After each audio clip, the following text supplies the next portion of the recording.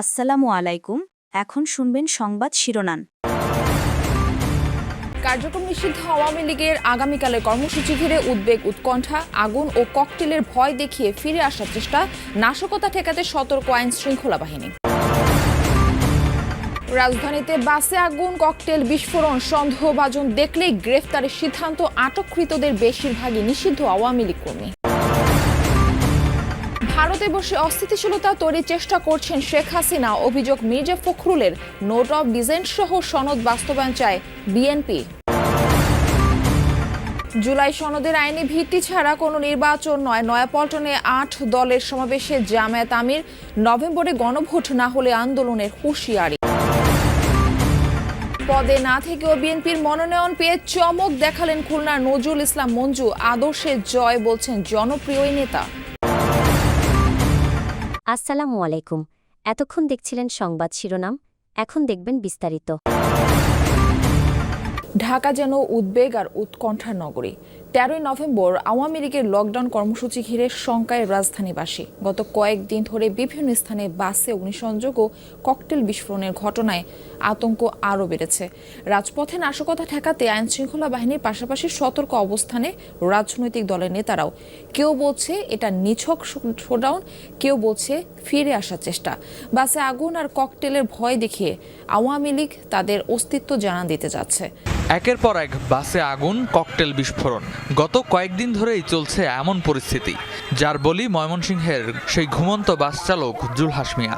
রাজধানী সহ দেশের বিভিন্ন স্থানে আগুন আর ককটেল বিস্ফোরণের ঘটনায় বাড়ছে উদ্বেগ। ১৩ নভেম্বরের কর্মসূচি ঘিরে কার্যক্রম নিষিদ্ধ দল আওয়ামী লীগের সম্ভাব্য নাশকতা প্রতিরোধে আইন শৃঙ্খলা বাহিনীর পাশাপাশি সব রাজনৈতিক দলকে মাঠে থাকার আহ্বান সরকারের। এ অবস্থায় রাজনৈতিক দলগুলোর পরিকল্পনা কি?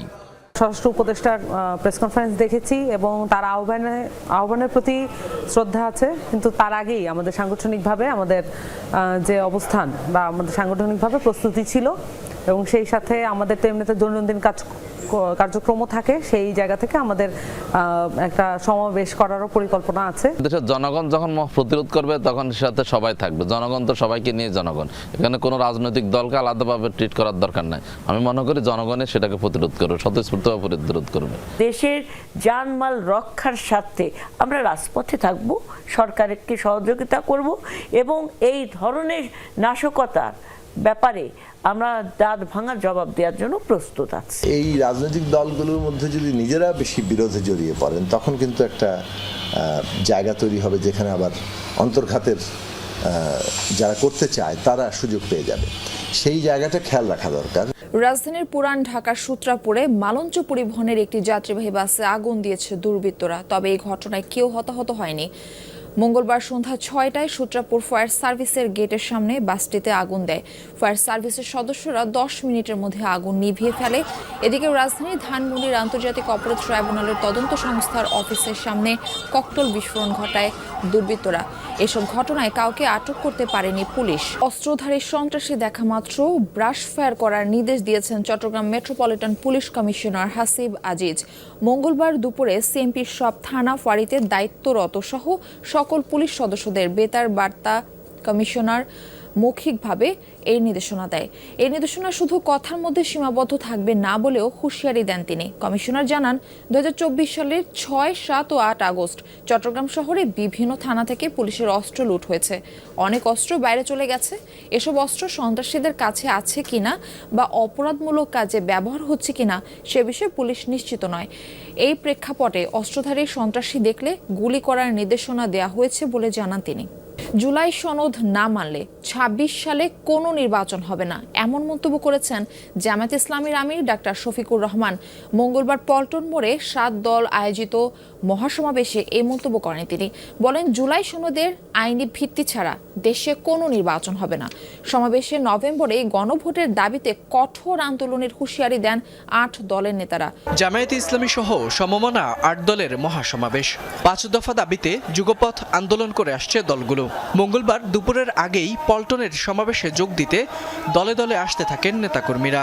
হাতে ছিল নিজ নিজ দলের পতাকা আর মুখে ছিল স্লোগান। সমাবেশস্থল পল্টন বিজয়নগর হলেও মানুষের ব্যাপ্তি ছাড়িয়ে যায় কাকরাইল প্রেস ক্লাব ও বাইতুল মোকাররমের উত্তর গেট সহ চারপাশে। সমাবেশে বক্তব্য রাখেন ইসলামী আন্দোলন, খেলাপথে মজলিস, জাকপা, খেলাপথ আন্দোলন, বাংলাদেশ খেলাপথ মজলিস, নিজামে ইসলাম পার্টি ও বাংলাদেশ ডেভেলপমেন্ট পার্টির নেতারা।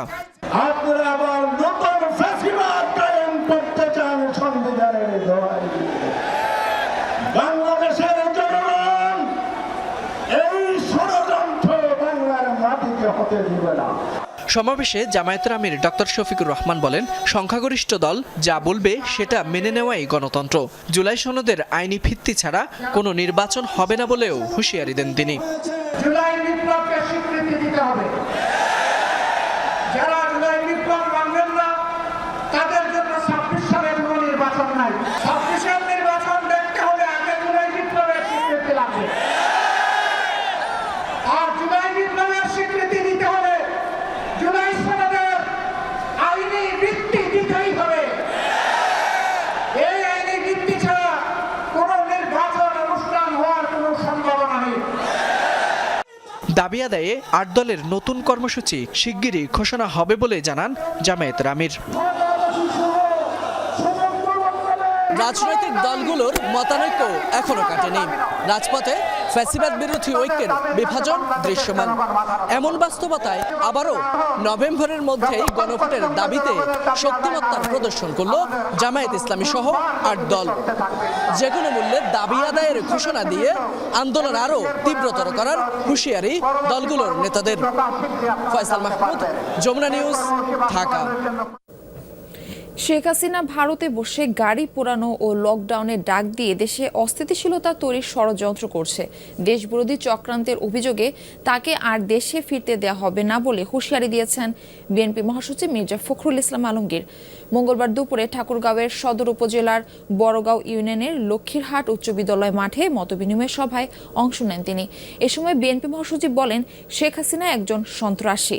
তিনি অস্থিতিশীলতা তৈরি করে আবারও দেশে ফিরতে চান। সাহস থাকলে দেশে ফিরে রাজনীতি করার আহ্বান জানান মির্জা ফখরুল। মানুষ আওয়ামী লীগকে আর ক্ষমা করবে না বলেও মন্তব্য করেন তিনি। বলেন, এদেশে জামায়াতের ভোট নেই, তাই পিআর ও অন্যান্য দাবি তুলে নির্বাচন পিছিয়ে দেওয়ার ষড়যন্ত্র করছে তারা। পরে রোড যুব সংসদ মাঠে শহীদ জিয়া ফুটবল টুর্নামেন্টের ফাইনাল খেলা উদ্বোধন এবং মোহাম্মদপুর ইউনিয়নের গিলাবাড়ি ফেসরাডাঙ্গি বাজারে পৃথক মতবিনিময় সভা করেন ফখরুল।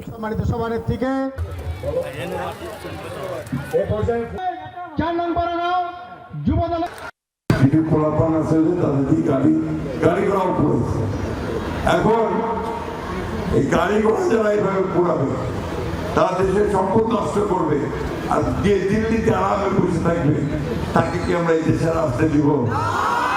আমার তুমি আসো, এই দেশের সামনে, জনগণের সামনে আসে রাজনীতি করো। যে দিল্লিতে বসে ওইখান থেকে দেশের সর্বনাশ আর করো না।